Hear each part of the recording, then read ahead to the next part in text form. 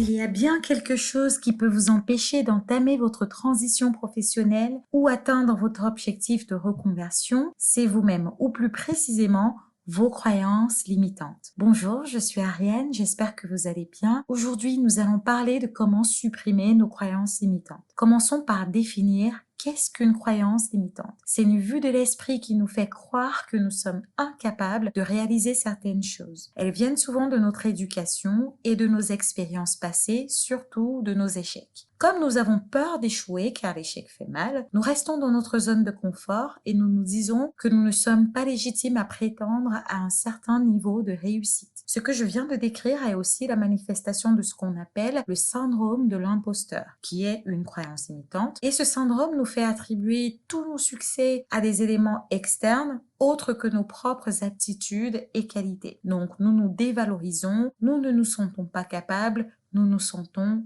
illégitimes. Mais rien n'est immuable. Si vous aussi vos croyances limitantes vous empêchent de vous épanouir pleinement et de dévoiler votre plein potentiel, il existe des techniques pour les réduire, voire les supprimer. Aujourd'hui, nous allons voir 3 techniques pour se débarrasser de nos croyances limitantes. Avant de vouloir les supprimer, il est important de savoir d'où elles viennent. Pourquoi vous avez ces pensées qui vous empêchent d'atteindre vos objectifs? Mettre le doigt sur leur origine peut être le début d'une démarche pour les faire disparaître. Mais j'ai envie de dire que peu importe la croyance limitante que vous avez, peu importe son origine finalement, les techniques dont je vais vous parler marchent. Elles marchent car elles sont basées sur le fait de reprogrammer votre subconscient pour passer d'un état où vous ne vous sentez pas capable à un état où vous savez que vous pouvez et allez y arriver. Il vous suffit juste d'être ouvert d'esprit et d'accepter de découvrir des techniques alternatives. La première technique, c'est la visualisation créatrice. La visualisation créatrice est une des techniques les plus efficaces pour reprogrammer votre cerveau. Elle l'est parce qu'elle a un accès direct à votre subconscient. Vous allez, grâce à vos pensées, vous imprégner des émotions que vous allez ressentir quand vous serez dans la situation que vous voulez voir se réaliser. Donc en pratique, elle s'apparente beaucoup aux techniques de relaxation ou d'auto-hypnose. Les yeux fermés, il vous faut imaginer de manière la plus précise possible le résultat que vous souhaitez avoir. Prenons exemple sur quelqu'un qui n'a pas confiance en lui et qui veut avoir confiance en lui. La personne va s'imaginer dans des situations où elle est confiante. Elle va se dire comment est-ce que je me sens, comment je parle, comment est-ce que j'agis, quel est le regard des autres sur moi quand je suis confiant. L'idée, c'est de se focaliser sur ces émotions une fois habitées de ces nouvelles qualités de confiance en soi. La deuxième technique est la technique des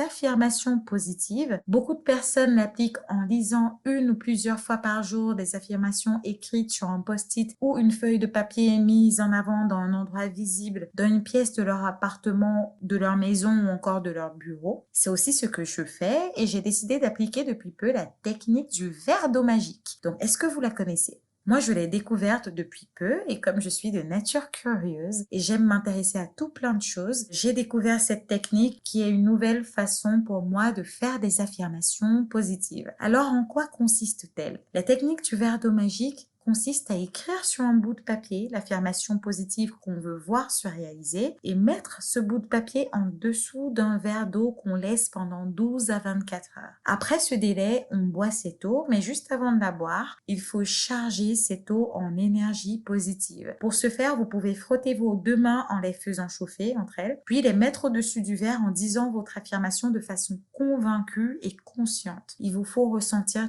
toutes les émotions liées à votre affirmation positive et vous la buvez. Vous en faites un rituel quotidien ou juste régulier et vous pouvez utiliser cette technique seule ou combinée aux autres techniques. Pour en savoir plus sur cette technique et surtout comment l'eau est vecteur d'énergie, je vous invite à aller voir la chaîne Gaïa Méditation sur YouTube qui en a fait une vidéo claire et très bien expliquée sur comment l'eau est un vecteur d'énergie et comment cela peut nous permettre via les affirmations positives et la technique du verre d'eau magique de voir se réaliser ce qu'on veut veut vraiment. Donc Gaïa Méditation, G-A-I-A Méditation sur YouTube. Dans cette vidéo, le speaker aborde par exemple, pour montrer le pouvoir de l'eau, l'expérience du riz. Il montre que si vous cuisez du riz, que vous le mettez dans 2 pots différents, un sur lequel vous écrivez des mots négatifs et l'autre sur lequel vous mettez des mots positifs, que vous laissez reposer ces 2 pots pendant 2 à 3 semaines, vous allez voir que le riz dans lequel il y avait les mots positifs reste blanc et celui avec les mots négatifs est moisi. Apparemment, beaucoup de personnes ont expérimenté et ont fait état de la même chose, ont même pris des photos, donc vous pouvez trouver l'expérience sur Google. Mais ça montre la force de l'eau et la force surtout des affirmations positives sur ce qu'on appelle la matérialisation de ce qu'on veut vraiment. Donc c'est de la physique quantique, tout comme la loi de l'attraction, et cela fonctionne. Il faut juste être régulier et la pratiquer souvent. Quelques règles, cependant, pour écrire des affirmations positives. Il ne faut pas de négation, donc il faut jamais qu'une affirmation comporte une négation et il ne faut pas qu'il y ait de mots à connotation négative. Si vous dites par exemple, tous les jours, je réalise ma passion sans contrainte. Le mot contrainte ici est perçu par votre cerveau comme négatif. Et l'univers va vous envoyer davantage de contraintes. Donc, si vous dites à la place, tous les jours, je réalise ma passion avec entrain. Tous les jours, je suis alignée avec une énergie d'abondance et de bien-être. Ce type d'affirmation, vous allez plus voir se matérialiser des choses positives dans votre vie. Mais encore une fois, vous allez voir plein d'exemples sur Internet sur les affirmations positives, mais il faut que ça soit naturel, il faut que ça soit les vôtres, il faut que vous les écriviez comme vous les sentez, mais il faut juste qu'elle soit positive. Et il faut qu'elle soit au présent. Donc ça, c'est la deuxième règle, il faut qu'elle soit au présent. Donc pas de conditionnel, pas de futur, pas de je voudrais, je souhaiterais. Non, il faut qu'elle soit écrite au présent. La troisième technique dont je veux vous parler est la fameuse méthode Coué, ou comme disent nos amis anglo-saxons, fake it until you make it, c'est-à-dire imite-le jusqu'à ce que ça devienne naturel. Cette méthode consiste à dire dans sa tête des affirmations positives, mais à la différence de la technique d'avant, nous sommes dans l'action, c'est-à-dire que si nous sommes par exemple naturellement timides et mal à l'aise en public, nous pouvons faire semblant de paraître confiants en nous tenant droit, en ayant une posture affirmée, les épaules mises en arrière, jusqu'à ce qu'à force d'exercice, cela devienne naturel. J'en parlais déjà un peu dans l'épisode précédent sur savoir se vendre, mais c'est important de pratiquer pour que cela devienne une habitude. Voilà ce que j'avais à vous dire sur les techniques pour dépasser nos croyances limitantes. Mon mot de conclusion reste la pratique. Pour que tout cela fonctionne, il faut pratiquer régulièrement et certains scientifiques disent qu'il faut 21 jours pour développer une nouvelle habitude. Commencez par là, donnez-vous des challenges 21 jours et trouvez un peu de temps pour intégrer ces techniques dans votre routine quotidienne. Vu le résultat que vous aurez grâce à elles, j'ai envie de dire que c'est le temps le mieux investi qu'il soit. Le temps pour vous épanouir et dévoiler enfin votre plein potentiel. Je vous embrasse et je vous dis à bientôt.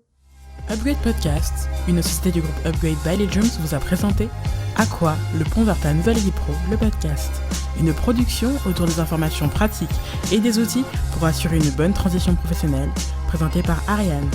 Rendez-vous sur upgradepodcast.paris pour découvrir tous nos autres podcasts. Passez une belle journée lumineuse.